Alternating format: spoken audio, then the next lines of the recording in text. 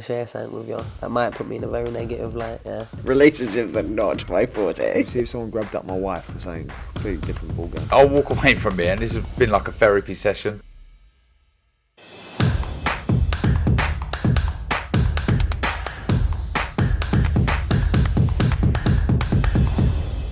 Moving on from here, Johnny. Yeah. Fury Usyk.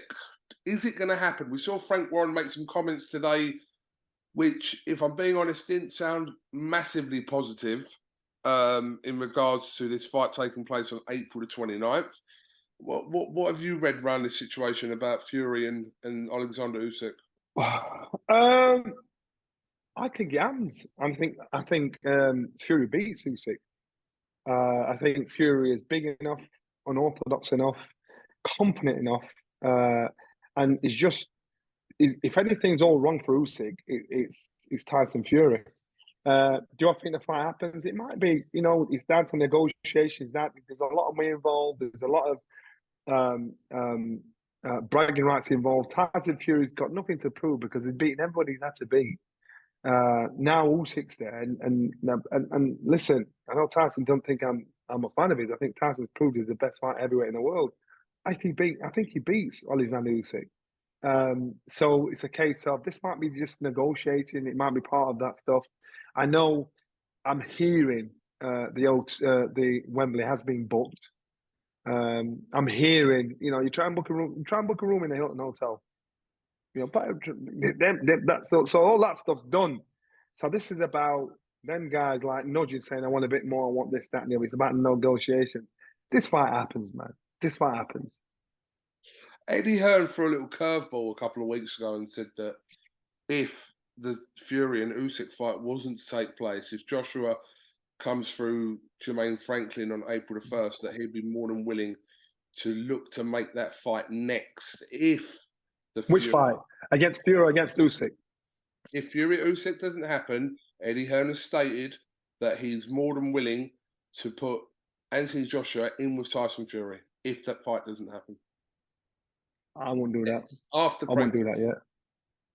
I won't do it yet. I just won't do it. I think Anthony Joshua is still hurting, still getting his head around what's gone on his last two fights. He's still got to get his confidence back. To believe, I can do this. This is for all Anthony Joshua. It's not for anything else. Now he needs to build his confidence back up again. If you were a fighter that believed you were the best in the world, regardless of what anybody else said, and then all of a sudden you find out you're not the best in the world, your confidence is going to be down. So now, when Anthony Joshua fights, if he's in a sticky situation and he's finding it hard, this is what will tell you. This will tell you whether or not he really believes he wants to fight again. He wants it. Who would have believed Nigel Benn would have quit mid-fight? Looking at Nigel Benn's career, who would have believed that? Because the fight had gone out of him. Because then he understood I wasn't made. Collins stopped him mid-fight.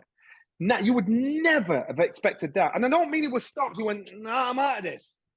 Because he at that point, his heart, his soul, that fire that made him fight in the first place had been fought out of him.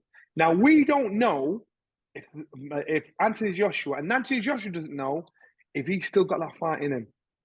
And so to put him in with Tyson Fury, to put him in with even Wilder or Usyk now, this guy needs to build his confidence and self-belief back up again before they throw him in there. I won't do it. I just won't do it. Johnny, can I just say one thing to that, right?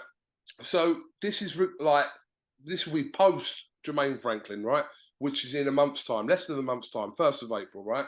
Yeah. So you're telling me that he comes through Jermaine Franklin, you wouldn't stick him in with a Wilder or a when's the right time for him to fight a Fury or a Wilder then? That doesn't really make any sense. Yeah, but because I'm talking from a fighter's point of view. So what should you do? Have a couple of more. And what he should do is, get some confidence fights back to really believe in himself again. It's not about you or me believing in him or the public believing him. He's got to believe in himself. And remember what I said in Saudi, and everybody's like, Nelson said Joshua should jack in if he loses. I didn't say that. I said if this boy loses, The problem's going to be it's that then, because if you believe you're the best in the world and all of a sudden you realize you're not, it's a completely new reality. So now Anthony Joshua has to build that confidence and self-belief up, that hunger up. And right now, because you don't have to fight. Trust me, you don't have to fight. So now Anthony Joshua's got to build that confidence up, that self-belief up, find a training way he's comfortable with, do things in the gym, do things in the fight to think, right, I've got it. It's all clicked together. You sting him there straight. One hard situation, and you want to see something completely different that you've never seen with Anthony Joshua. He needs to build that confidence up. And I wouldn't do it after this Franklin fight. I'd get him a few more confident fights back in there. And his ego will say, no, I want to do it. But you've got to use common sense and use your brain, because ego's your biggest enemy and it could be your biggest supporter. Would you use Dylan White as an example of someone not to fight then in the summer after Franklin? I think Dylan White's a good fight. I think that would be a good confidence booster, because if he can't beat Dylan, then it shows he's not going to get up there. It shows, but if he does beat Dylan, he'll think, you know what, I did a better job than what I did last time, and build his confidence up. He needs fights where he believes in himself. That's what he needs.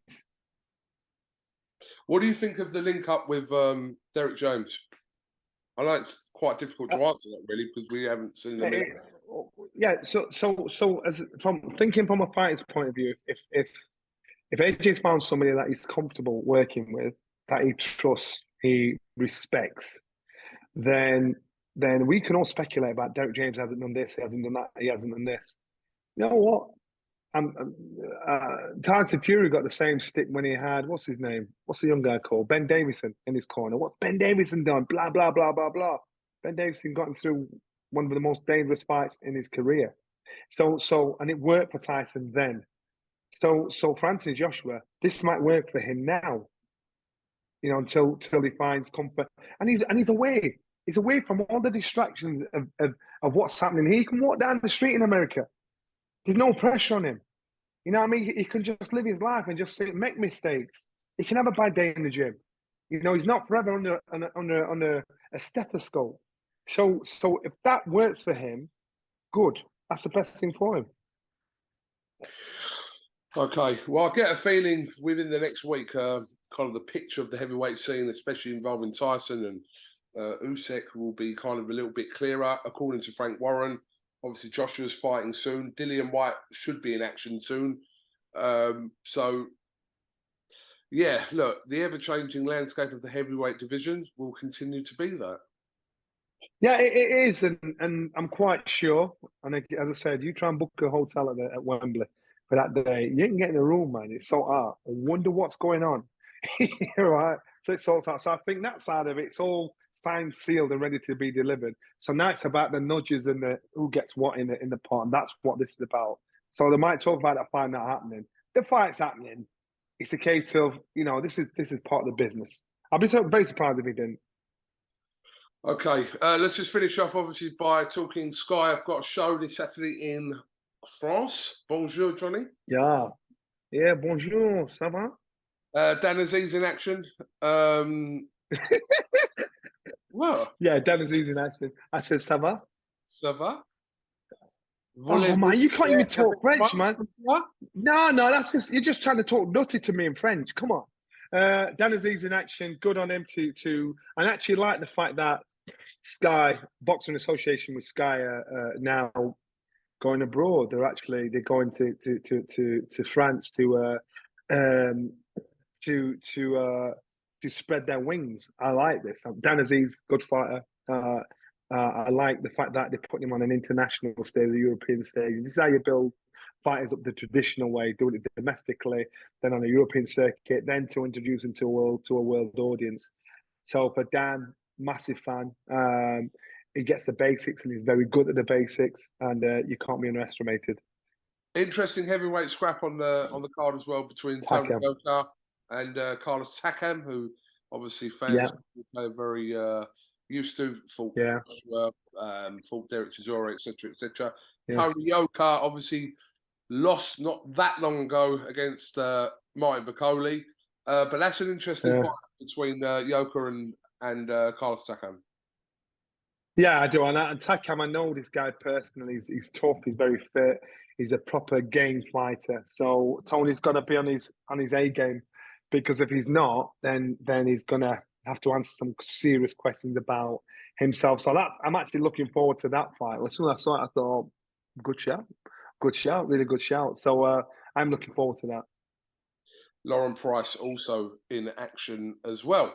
Live on Sky Sports this Saturday. Well, listen, Johnny, it is like 10 to 10, and I do appreciate you've had a long day doing whatever you're doing. You didn't even get to eat your food properly. You've come on a Zoom with me, so... I can salt fishing. You show me a duttiness on your phone, but I'm good, man. We're all good. We're all good, baby. Johnny Nelson, thank you very much to IFL TV. We will catch up with you soon. Probably the next time I'll see you will be in Manchester for see you, Manchester. night. All right, see you, Manchester. Should be good. Nice seeing you again, my brother. Good seeing you again. Thank you very much, Johnny Nelson. God bless. Bless, bless.